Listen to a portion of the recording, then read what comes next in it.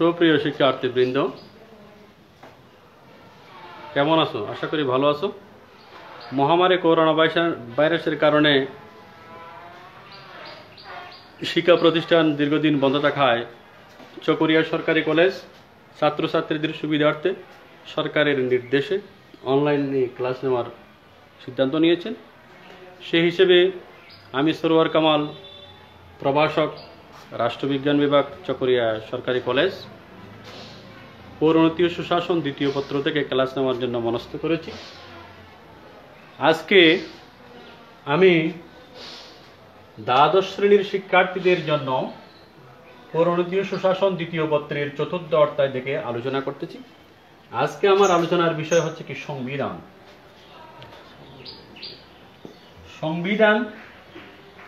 সংবিধান হচ্ছে রাষ্ট্র পরিচালনার মূল দলিল। সংবিধানকে দর্পণের সাথে তুলনা করা হয়েছে। দর্পণ মানে আয়না। আয়নাতে যেমন নিজের প্রতিচ্ছবি দেখা যায়, ঠিক তেমনি সংবিধানের মাধ্যমে একটি রাষ্ট্রের প্রকৃতি সম্পর্কে জানা যায়। আবার অনেকে সংবিধানকে রাডারের সাথে তুলনা করেছেন। রাডার হচ্ছে কি? জাহাজের পরিচালক।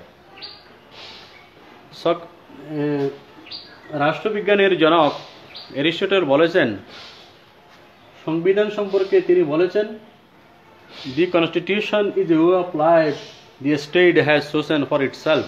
সংবিধান হচ্ছে এমন একটি জীবন পদ্ধতি যা রাষ্ট্র স্বয়ং বেছে নিয়েছে। সংবিধান ছাড়া কোনো রাষ্ট্র পরিচালিত হতে পারে না। একটি রাষ্ট্র স্বাধীন হওয়ার পরপর প্রথম ও প্রধান কাজ হচ্ছে রাষ্ট্রের জন্য একটি সংবিধান প্রণয়ন করা। বাংলাদেশও স্বাধীনতার পর বাংলাদেশের সরকার সংবিধান প্রণয়নের জন্য 1972 সালের 11 জানুয়ারি অস্থায়ী সংবিধান আদেশ জারি করেন। 1972 সালের 23 মার্চ অস্থায়ী গণপরিষদ আদেশ জারি করেন। গণপরিষদের কাজ হচ্ছে দেশের জন্য একটি সংবিধান প্রণয়নের ব্যবস্থা করে দেওয়া। গণপরিষদ 1972 সালের 10 এপ্রিল তাদের প্রথম অধিবেশন আহ্বান করেন। ওই অধিবেশনে তারা সংবিধান প্রণয়নের জন্য একটি খসড়া সংবিধান প্রণয়ন কমিটি গঠন করেন। ওই কমিটির সদস্য সংখ্যা ছিল 34 জন। সংবিধান প্রণয়ন কমিটির সদস্য সংখ্যা কতজন? 34।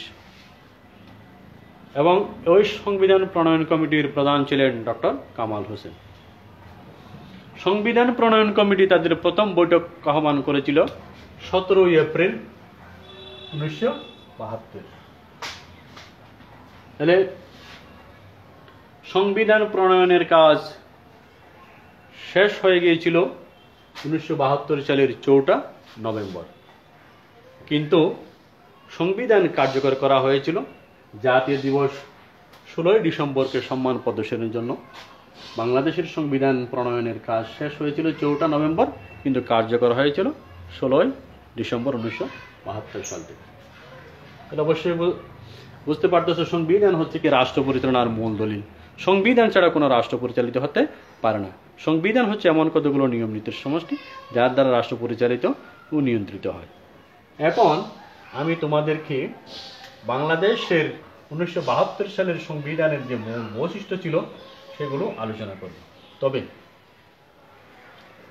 কিন্তু 1972 সালের যে সংবিধানের মূল যে ধারাগুলো ছিল, সময়ের পরিবর্তনে বিভিন্ন সময়ে সেখান থেকে কিছু রাষ্ট্র পরিচালনার মূল নীতিগুলো রদবদল হয়েছিল, কিন্তু পরিশেষে আবার সে 1972 সালের সংবিধানে সরকার ফিরে গিয়েছে। আমি আজকে ধারাবাহিকভাবে 1972 সালের মূল সংবিধানের যে বৈশিষ্ট্যগুলো ছিল সেগুলো আলোচনা করব।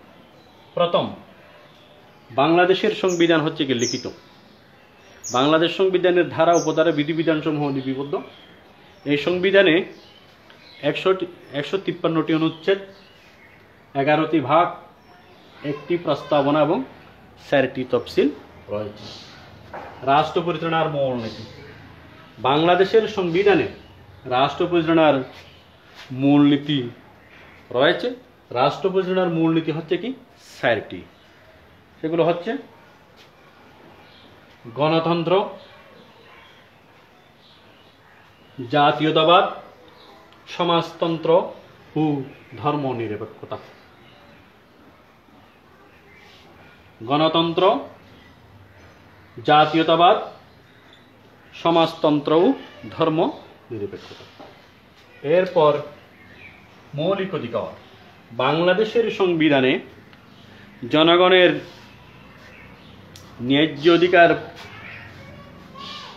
নিশ্চিত করার জন্য মৌলিক অধিকারের বিধিবিধান রাখা হয়েছে। মৌলিক অধিকার হচ্ছে রাষ্ট্র কর্তৃক প্রদত্ত ওই সকল সুযোগ সুবিধা, যে সুযোগ সুবিধাগুলো ভোগ করতে না পারলে একজন নাগরিকের জীবন বিপন্ন হতে পারে। মৌলিক স্বাধীনভাবে চলাফেরা করার অধিকার, ভোট দানের অধিকার, কথা বলার অধিকার ইত্যাদি হচ্ছে কি মৌলিক অধিকার। এক কেন্দ্রিক শাসন। বাংলাদেশের সংবিধানে এক কেন্দ্রিক শাসন ব্যবস্থা রাখা হয়েছে। বাংলাদেশ সরকার যুক্তরাষ্ট্রীয় নয়, বাংলাদেশ হচ্ছে একটি এক কেন্দ্রিক সরকার, অর্থাৎ রাষ্ট্রের সকল ক্ষমতা, সকল কর্তৃত্ব কেন্দ্র থেকে পরিচালিত হয়, নিয়ন্ত্রিত হয়। 5. সংবিধানের প্রাধান্য। বাংলাদেশের সংবিধানে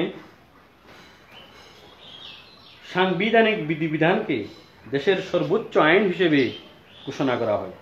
সংবিধানে উল্লেখ করা হয়, প্রজাতন্ত্রের সকল ক্ষমতার অধিকারী জনগণ এবং জনগণের পক্ষে এসব ক্ষমতার প্রয়োগ কেবল সংবিধানের অধীনেও কর্তৃত্বে কার্যকর হবে।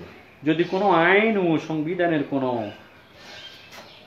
অংশের সাথে সামঞ্জস্যহীন হয়ে পড়ে, তাহলে আইনের অসামঞ্জস্যপূর্ণ অংশটুকু বাতিল বলে গণ্য হবে। অর্থাৎ সাংবিধানিক আইনের সাথে সাধারণ আইনের যদি কোনো সংঘর্ষ হয়, তাহলে যে অংশটুকু অসামঞ্জস্যপূর্ণ, সাধারণ আইনের যে অংশটুকু অসামঞ্জস্যপূর্ণ, সেগুলো বাতিল হবে। সংসদীয় পদ্ধতির সরকার। বাংলাদেশ সরকার সংসদীয় পদ্ধতির সরকার হিসেবে উল্লেখ করা হয়েছে।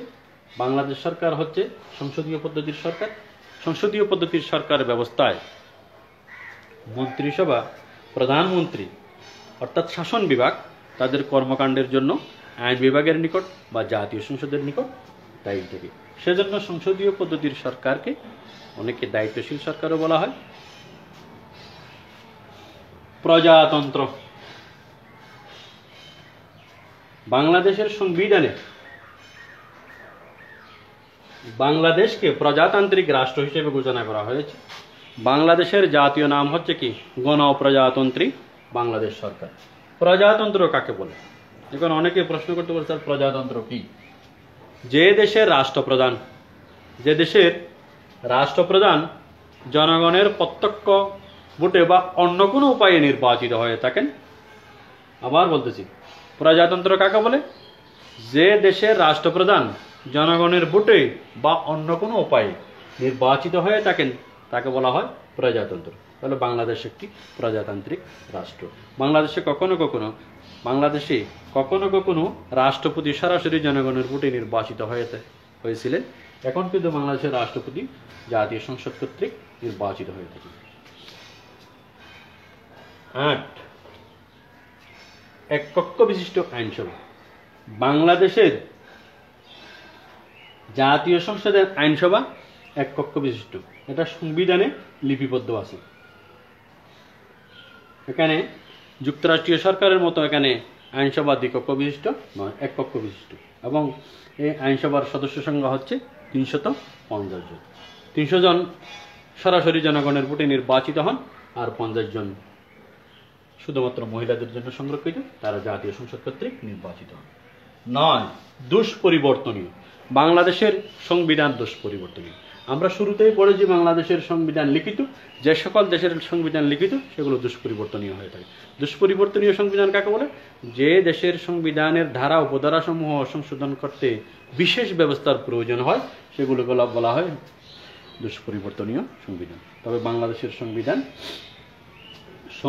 জাতীয় সংসদ সদস্যদের 2/3 ভোটে পরিবর্তন করা যায়।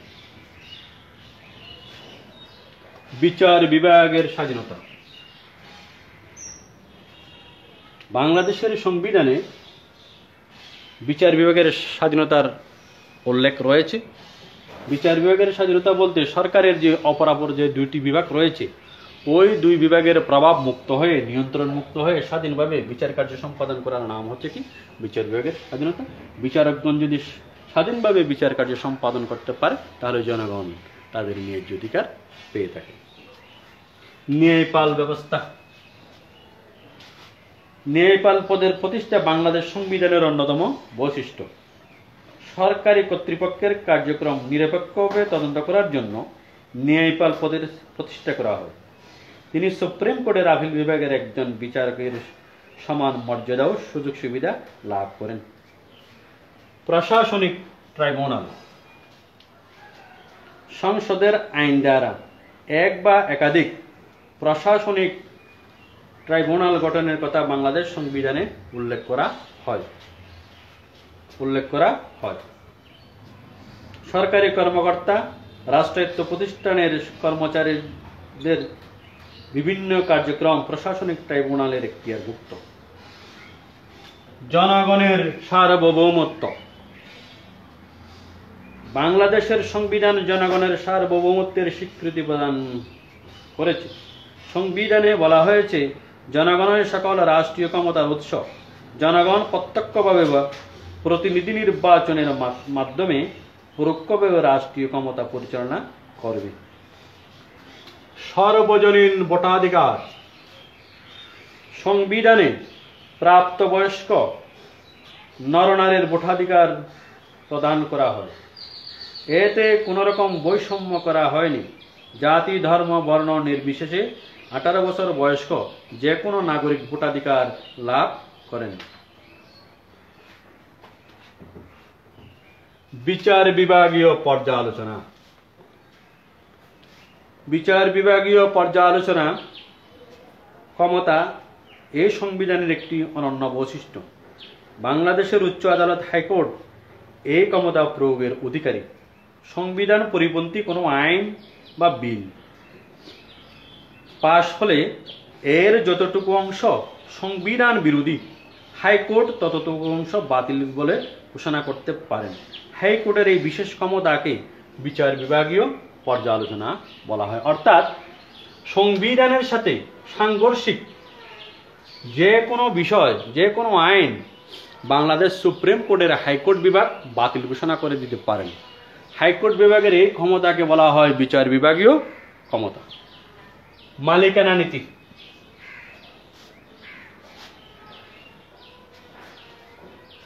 বাংলাদেশের সংবিধানে 3 ধরনের মালিকানার কথা বলা হয়েছে: রাষ্ট্রীয়, সমবায় ও ব্যক্তিগত। সমবায় ও ব্যক্তিগত মালিকানার ক্ষেত্রে রাষ্ট্র তেমন কোনো হস্তক্ষেপ করবে না। দলীয় শৃঙ্খলা। দলীয় শৃঙ্খলা রক্ষার ক্ষেত্রে সংবিধানে কড়াকড়ি আরোপ করা হয়েছে। সংবিধানের 70 নং অনুচ্ছেদে এই ব্যাপারে বলা হয়েছে, কোন সংসদ সদস্য নিজ দল ত্যাগ করলে বা সংসদে নিজ দলের বিপক্ষে ভোট দিলে তার আসন শূন্য বলে বিবেচিত হবে। আশা করি আমার এই আলোচনা থেকে তোমরা সংবিধান কি এবং 1972 সালের মূল সংবিধানে কি কি লিপিবদ্ধ ছিল সেগুলো তোমরা বুঝতে পেরেছ। তোমাদের সকলের মঙ্গল কামনা করে, সুস্বাস্থ্য কামনা করে আমি আমার আজকের এই পাঠ সমাপ্ত ঘোষণা করলাম। পরবর্তীতে ধারাবাহিকভাবে আরও ক্লাস নেওয়া হবে। সকলের সুস্বাস্থ্য কামনা করছি।